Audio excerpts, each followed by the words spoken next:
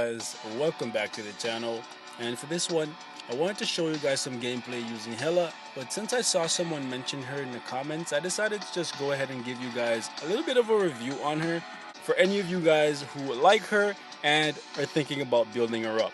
So let me just start off by saying that she has one of the best leaderships in the game, which is the 45% increase to energy attack, right? This is great, even though the majority of the OP characters in the game are energy attacking characters and they don't necessarily need it.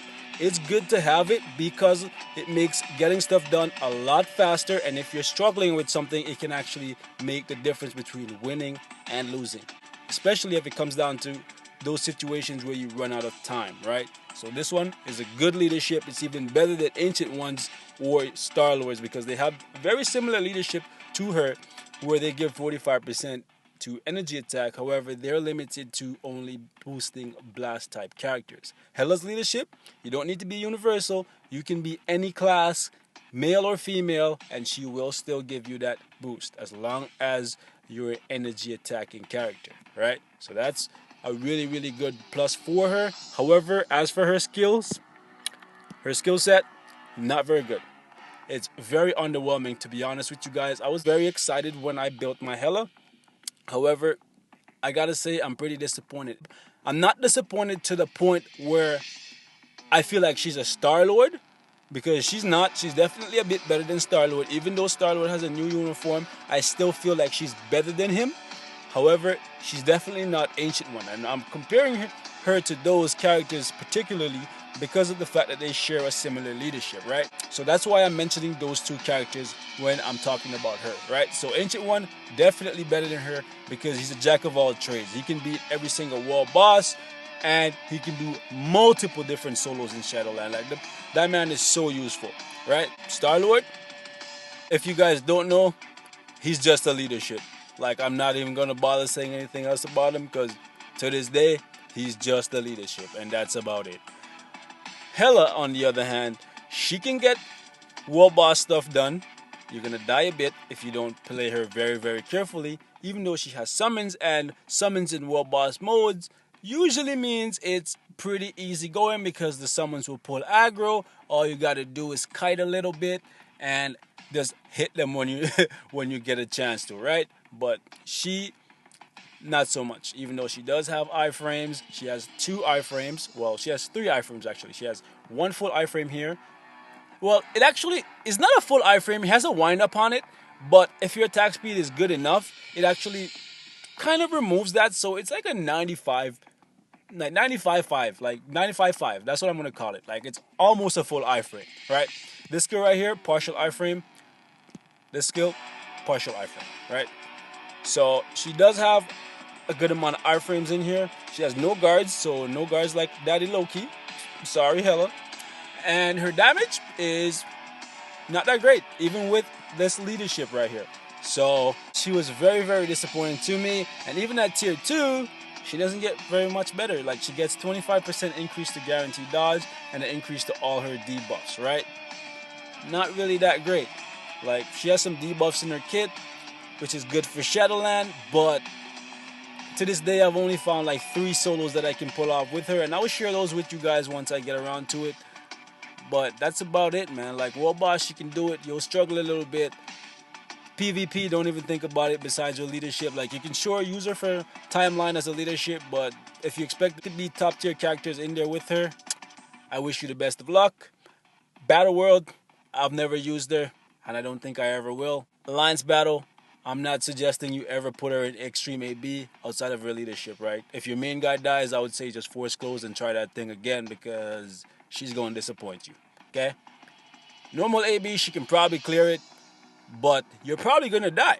And the reason for that is she has no guard, and if you try to kite too long, the Frost Beast is just going to roar, and you're just going to get slapped in the face, and you're going to die, right? So she's a great leadership. She's better than Star-Lord, but she's not a top tier character in my opinion, and she deserves a little bit more than this.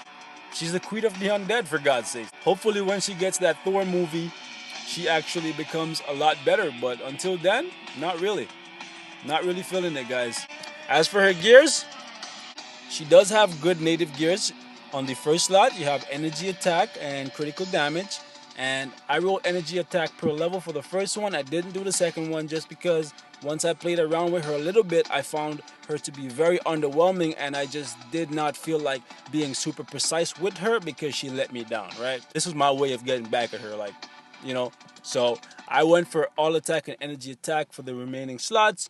And that was good enough. So I was like, you know what, I'm not going to be super precise and waste any more gold because I can't really get much done with you anyways. Next slot, all defense, crowd control. This is a hit and a really big miss for me. They can miss me with the crowd control. I could care less about that. Like, I would literally take freaking even dodge here. Right? So all defense is great.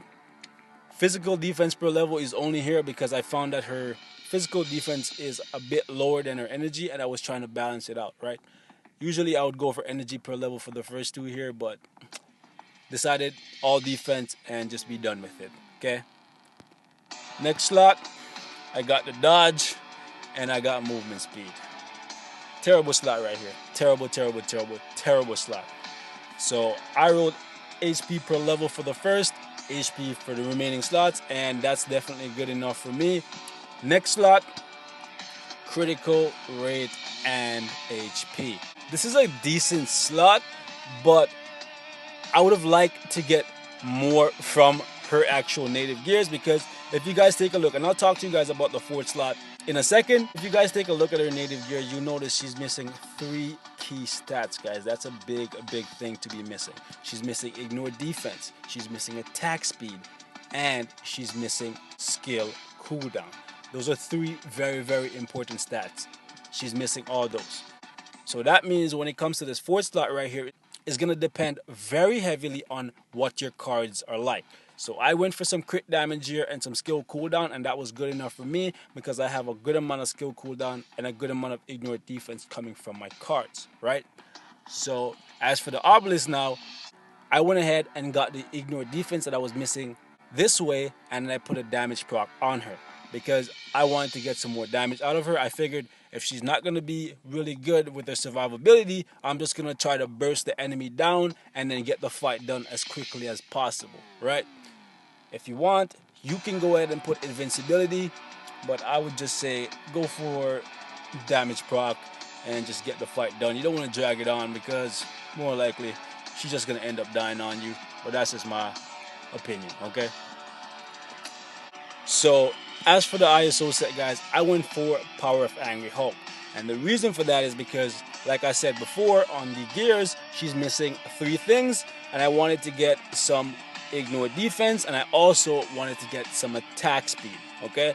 So I made sure to get some attack speed here in Power of Angry Hulk. It's going to depend heavily on what your card setup is like, guys.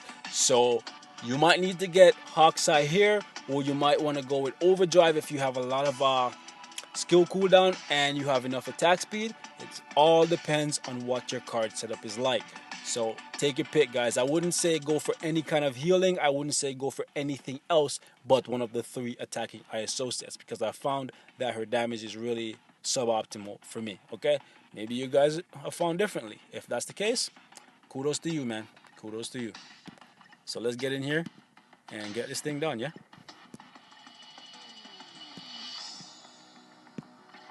Let's play. Alright, guys, so for me, whenever I'm in Shadowland with Helah, I always open with the 5 skill because it does have a bind, but as you guys can see, it does have a wind up time, so that's why you need the attack speed. And from there, I generally go into the 3 skill, and as you guys can see, since they're combat types, they don't do any damage at all. And on top of that, Helah is not like most of the characters with summons where they either move backwards or stay in place. She actually moves forward. So using the summon is very risky, but I use them because they do a pretty good job of controlling the enemies for me. Now, because they don't really stun them or anything like that, but they swarm them. So it makes it so that it limits their movements, and even if it's only doing 1 damage, it's hitting them, so it's kind of like guard breaking them and keeping them stunned. So I can cycle through her skills. It is not a 100% guaranteed safety, because as you guys can see, I'm still taking a lot of damage, but it is pretty good at getting the job done. However, my Hela is built very, very well, so you might not be able to pull this off with her. But that's all I have for this one, boys. Like always, thanks for watching. Leave your thoughts in the comments. If Hela is a badass character and I completely missed something that would make her amazing for me, please let me know, boys.